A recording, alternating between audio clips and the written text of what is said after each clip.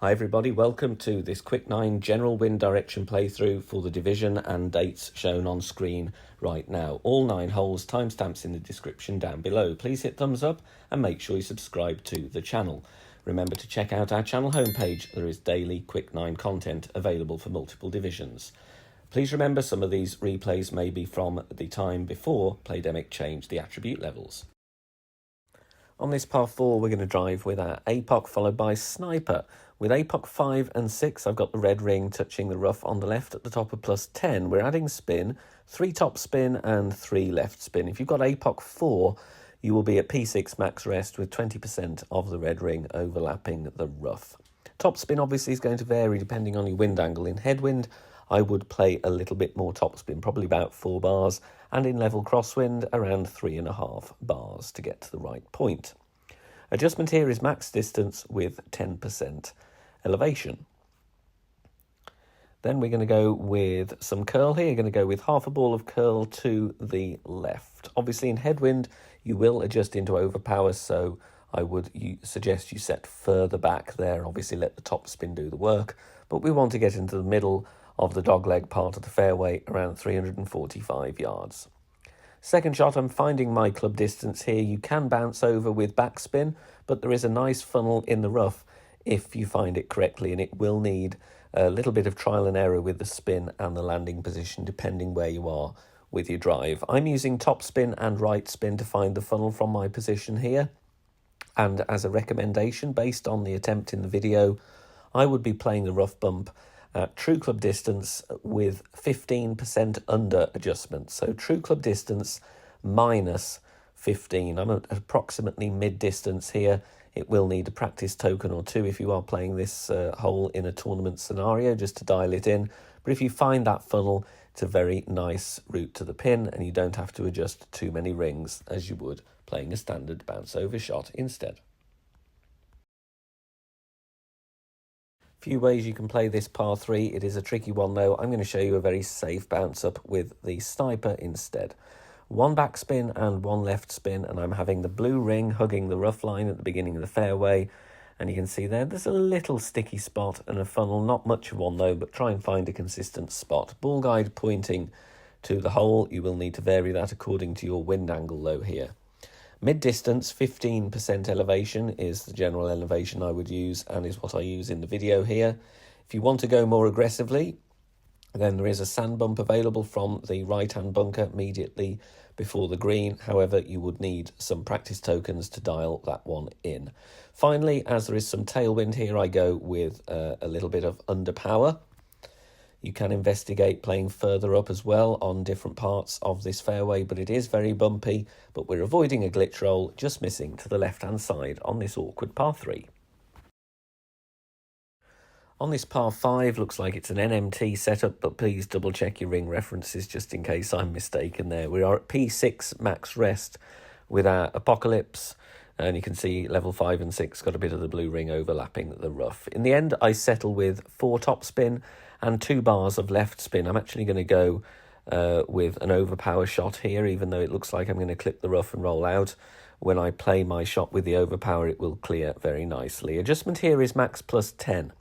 One thing to bear in mind here, I am quite close to the rough with my first bounce, so it could well be that I set up further back. You could drag the target back by about 4 or 5 yards, or go with power 4 NMT instead of power 6.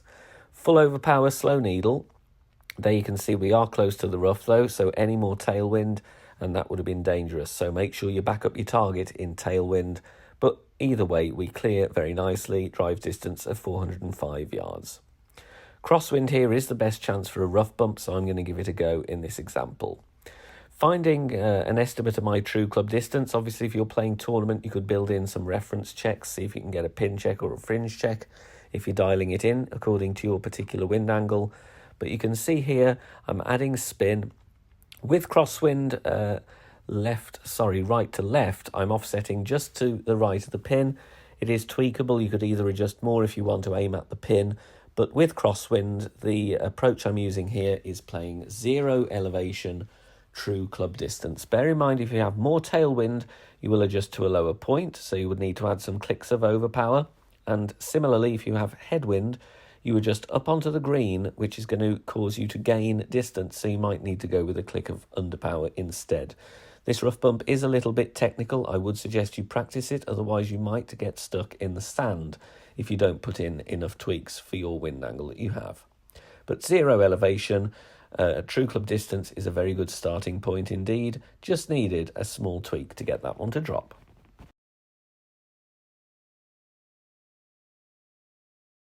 Now, if you want to support us on Patreon, you can do so. Details on the screen now. As part of your perks on certain days for the Quick Nines, there will be some Patreon exclusive Master General playthroughs for those holes used. So make sure you check us out there. On this par 3, any hint of headwind, I'm going to bounce over from the minimum distance line with the sniper. In tailwind, though, with a power 6 ball, this is not going to be possible. You will need to play a backspin shot from nearer the pin, the other side of the bunker.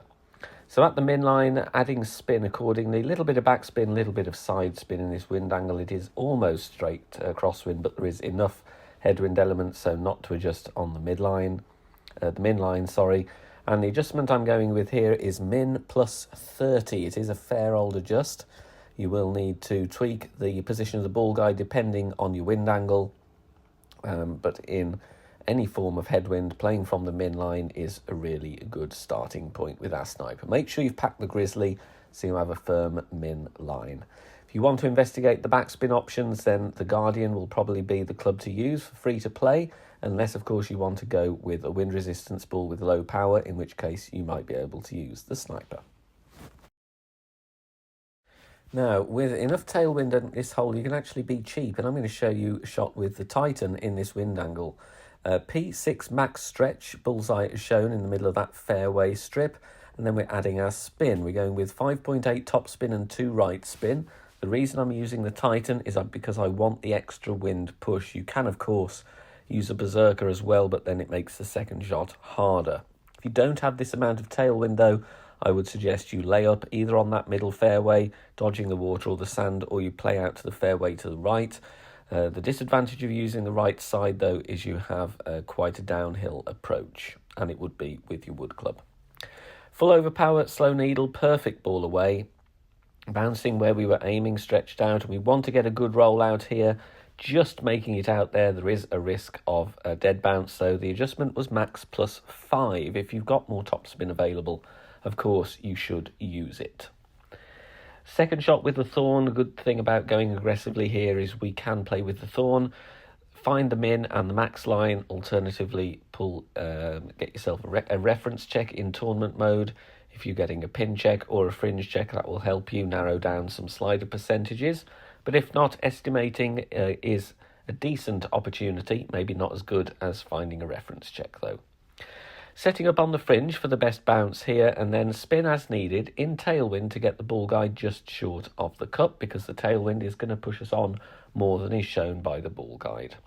I estimate this to be around mid-distance. I'm going to play with 10% elevation, and that's what I would use as a starting point in all wind angles. A very, very close miss here, just a little tweak needed to the aim or a correction of pull angle. Obviously, if you're playing into headwind or crosswind, you need to adapt the position of the ball guide accordingly, but a very good chance playing aggressively for the eagle. Two types of play to suggest on this par 5. The first is looking at a nasty wind angle.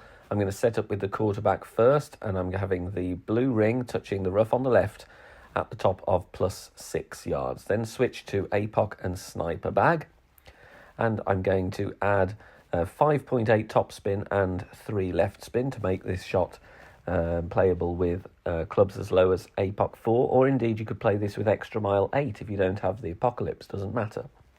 Once we've done our club swap and added spin, we then adjust maximum distance with 10% elevation. APOC 4 extra mile is going to have a shaky needle here, but for APOC 5 and above, it's not too shaky at all. We're going to go with full overpower and half a ball of curl to the left. Hitting perfect here. Obviously, if you've got level crosswind, you can set up with your APOC at max distance with less topspin, but the reason I'm using the quarterback is so we can go with full overpower and a slower needle.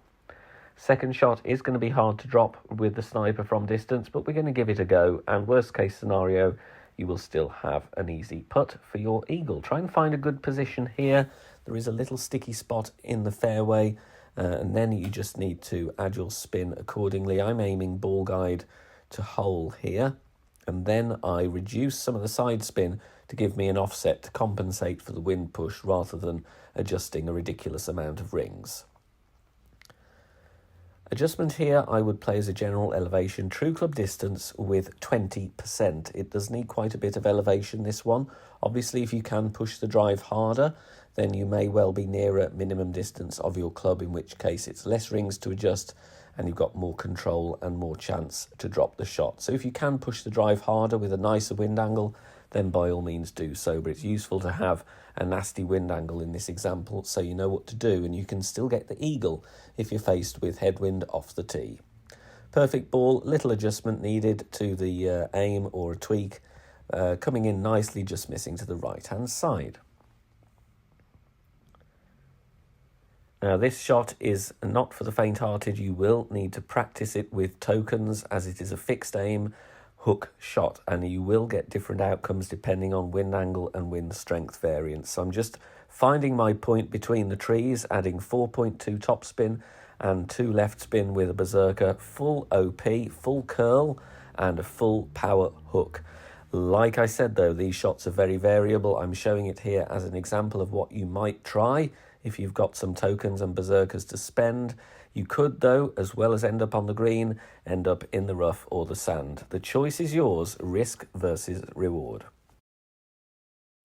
Now, although you can support us financially on Patreon, you can also join as a free member. If you do that, you will get bonus master level text guide content from the Coalition. They produce text guides for free every tournament, free to play balls, and we send those out when they do so. And they very kindly agreed to let me share their archives of all the courses used in this season of Quick Nines for you all to use, because there may be some wind angles that you get as part of the Quick Nines that they have in their archive. So you will receive those if you join us as a free member on our Patreon.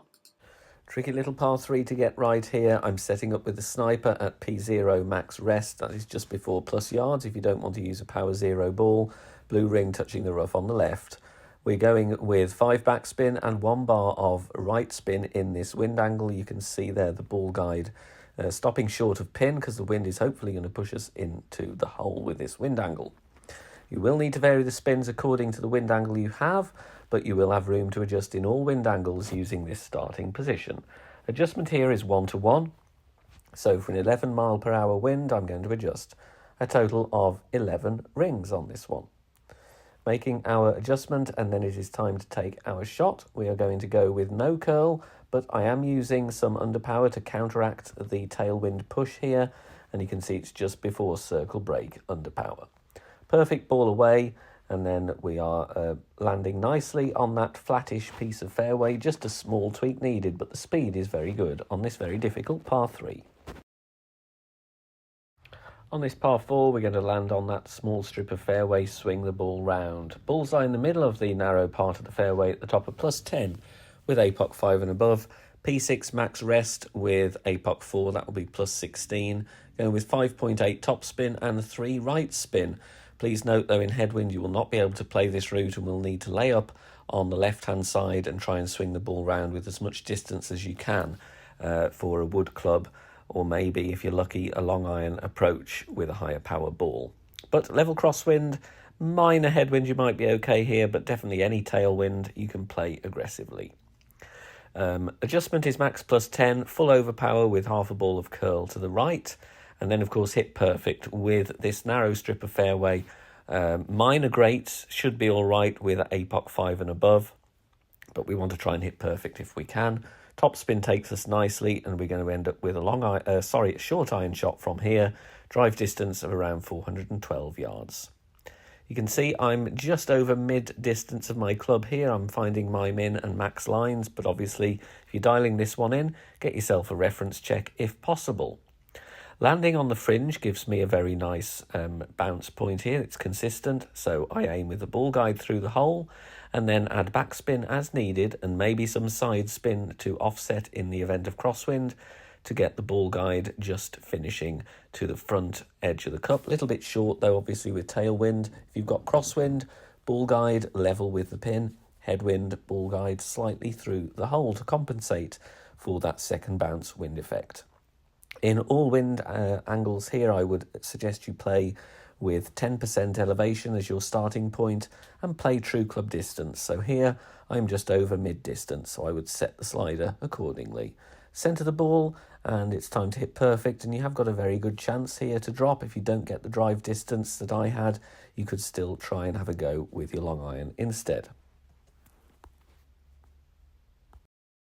If you are enjoying the free content here on the channel and want to help out and keep everything free, then please consider making a small donation. All donations are gratefully received and help me out here on the channel, as all of the content here is produced for free in my own spare time. You can do that in one of three ways. You can hit the thanks button here on YouTube, you can make a PayPal donation via the link in the description down below, or you can also join us over on Patreon. Details at the end of the video. A long and tricky par 5 here. The drive is all about getting close to the end of the fairway without rolling into the rough. It is easier said than done. 5 top spin, 1 left spin. P6 max rest with APOC 5 and above. With APOC 5 and 6, I've got the red ring touching the rough. Tailwind angle here means we can attack with the Guardian for your second shot, so make sure you've got it in your bag. You can still get to green in 2 with the sniper in crosswind as well, but you'd obviously have to bounce over the water. But the drive here, max plus 10, and then we are taking our shot. Again, like I say, it's very, very difficult to get consistent yardage here. You don't want to roll too long, so a practice token is advised. You want to pull up just before the end of the fairway. I'm using the Guardian here in tailwind. I'm going to go full blast and use the spin, the massive backspin we have on the club, with 1 left spin to bounce directly just before the green and get the spin to grab and leave myself a putt. This is not a hole that you will see many players get an albatross on at all. We're adjusting max plus 0. Now the amount of push-up you need to do after this all depends on the wind strength you have and also the wind angle. So again, a practice token is advisable to at least secure the eagle. You will see a lot of players birdie this hole. If you can't go full blast here, then lay up to the end of the second fairway in headwind and then try and get a wedge or a short iron. Or if you have crosswind and not much tailwind or headwind, then you can bounce over with the sniper, play with a lot of right curl, top spin into the rough beyond the water and roll out to the green. Pushing up as shown there, full overpower, doesn't matter about the great ball. It is going to be a shaky needle though. We're bouncing there, loads of room for error. The backspin grabs and we are ending up there with a very, very short putt to secure the eagle on this very tough par 5. Thanks very much for watching this video here on the channel. If it has helped you in any way, please consider sharing it amongst your friends and clanmates in the game. Join us also on Facebook. Head over there, search for BK Golf Clash and join our free group. Loads of members there sharing shots. Free guides are posted, as well as loads of other great Golf Clash resources. So check us out there. You can join in the discussion and also leave feedback on the game in general. Finally, if you wish to help support the channel and keep the content free for everybody, please consider becoming a Patreon member. The link is in the video description down below. Good luck, see you soon, bye for now.